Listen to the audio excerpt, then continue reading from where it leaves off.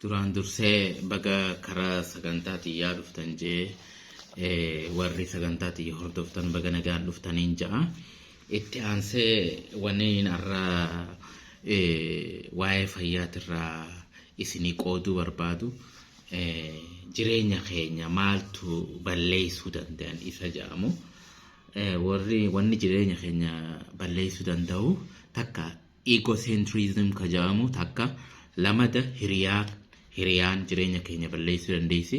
Sadaffaa yaada, afuraffaa maal naan jedhanii, shanaffaa qabeenya maallaqaa, jahaffaa araada jechuudha.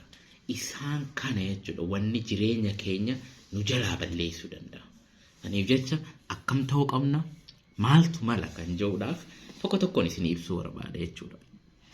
Egocentrism gisee jennu egocentrism jechuun daa'imummaa keenyaan kaasee hawaasni nuti keessa jiraannu waan nu keessatti uume jechuudha. Eenyummaa keenya kan sobaa sun egocentrism jennaan. Fakkeenyaaf hinaaffaa, jibbaa, gara jabeenya, hammeenya, gadaantummaa, fokkisummaa, callisanii murteessuu, ija gudunfatanii murteessuu, qabeenyaan dhaadachuu, sanyiidhaan dhaadachuu, abaluu akkan jechuudha.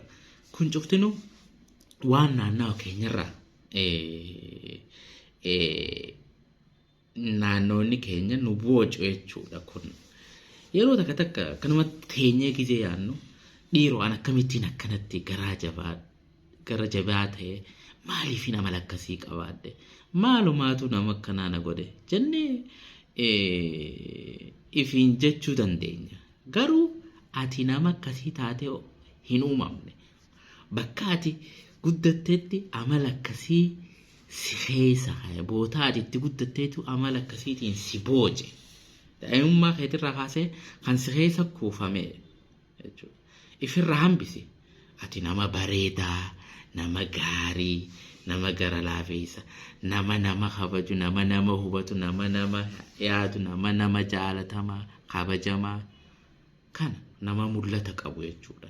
Gisee akkana jennu eenyummaa keenya namuu teenyee if keessatti gad haa dhaggeeffannu jechuudha. Eenyummaan keenya sun kan dhugaati jechuudha. Kan naannoonni keenya nu keessa boocu egocentrism kan sobaate jechuudha. Lamadaa hiriyaadha. Jabbiin harree jala oortee dhuufuu dabarti jaanii namni hiriyaa hamaa shariike, namni yookaan saahiba hamaa shariike hamuma ta'a jechuudha. Namni gaarii shariike gaaruma ta'a jechuudha. Namoonni tokko tokko akkam jaa tell me your friends and I will tell you what you are. Hiriyaa keenaa himi waan ati taate siifiin himaa jaan jechuudha.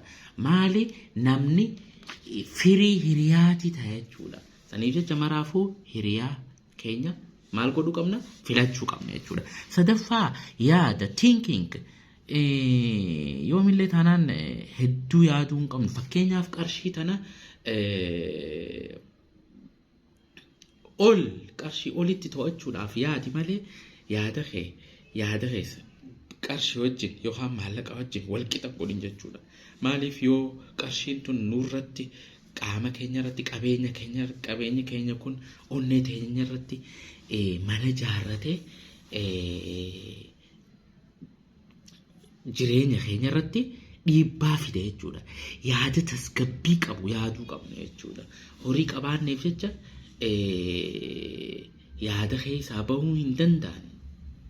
Jecha horii qabaatteef jecha yaada keessaa bahuu hin danda'an jechuudha. Horii sunuu yaada sunii bita jechuudha. Akkasitti hubachuu qabna. Maal naan jaaniidha?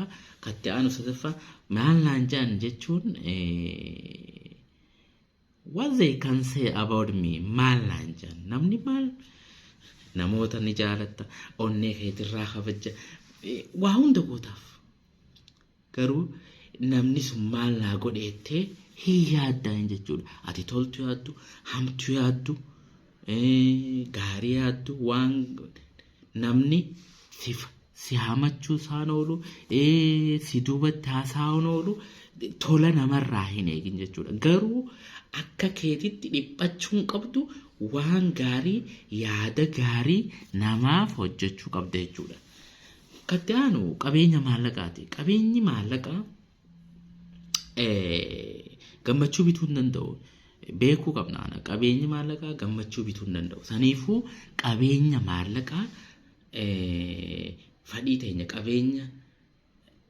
fedhii teenya daangeessinee qabeenya qabnu wajjin walqixnee gammachuu argachuu danda'u qabna. Ammaasoo waan qabnu kanarraa nama harka qaqalleeyyiidhaaf qooduudhaan gammachuu argachuu dandeenya. Fakkeenyaaf irra televezyiina guddaa LCD'n bitadhe baatii takkaa ji'a tokko booda ni jira. Utilitiin isaan jiru hedduu sin gammachiisu.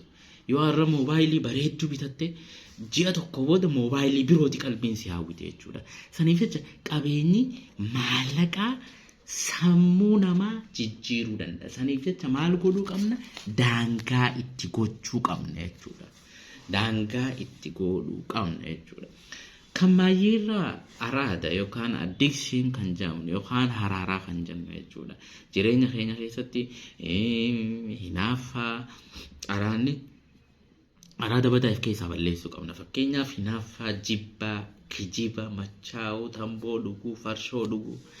Kun hunda jireenya keenya duubatti harkisan jechuudha. Kanaaf keessaa buqqisnee darbuu danda'u qabna jechuudha. Saniif jecha araada maal godhuu qabna? Waan gaariidhaan bakka buusuu qabna jechuudha.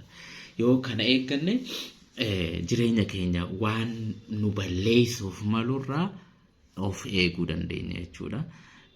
Sagantaan irra isiniif qopheesse kana fakkaataa. Kabajamtoota keenya waan na dhaggeeffattaniif hedduu galatoomaa nageetti.